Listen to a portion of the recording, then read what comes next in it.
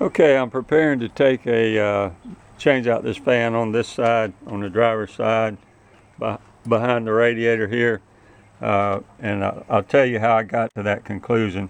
The final step, just to make sure, I went directly 12 volts to the battery with these wires, unhooked the connector, and went to the colored side, went to positive, black side went to negative, and the fan did not run.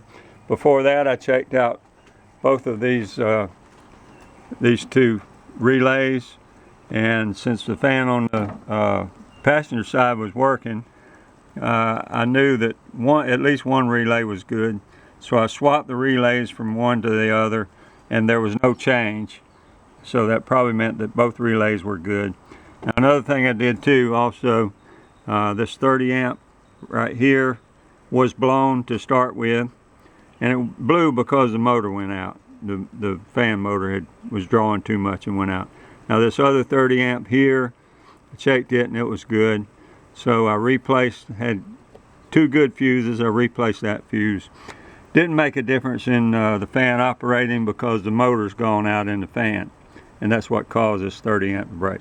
So this is your relays, this is your two fan fuses, the 30 amps here.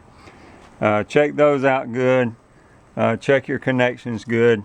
I've got a quick video posted on how to get these connections to these fans off.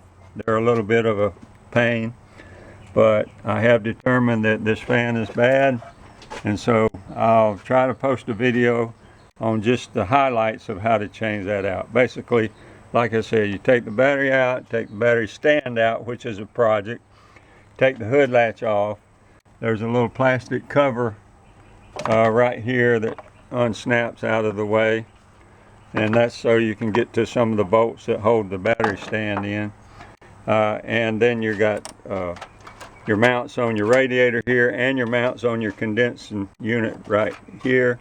So you got to take those loose and take this loose. Sometimes you'll have to take the radiator hose loose here if you can't get it flexed forward enough. If you do, then you're going to lose a lot of radiator. You're going to have to drain some fluid out of your radiator to get that loose. Sometimes some of the people are saying that they can get it far enough flexed forward with the hose intact. I don't really think that's going to work out. I think I'm going to wind up disconnecting this top radiator hose just to make it easier. You also have to take this front cowling loose right here. This little snap right here comes up, and this little snap in piece here comes up, and you should be able to flex this forward enough to get the radiator far enough out to disconnect the fan and slide the fan housing out. Here's the fan housing, what it looks like right here. The bottom, this is not the exact housing, but it's 95% similar. This will slide down in. I think one of these has a bolt instead of just the two plugs. And then anyway, this is what the housing looks like. So it just slides right down in there, and it mounts to the back of your radiator. And I'm probably going to just keep my old housing and just use this motor out of this new one, because I've already got this one on hand.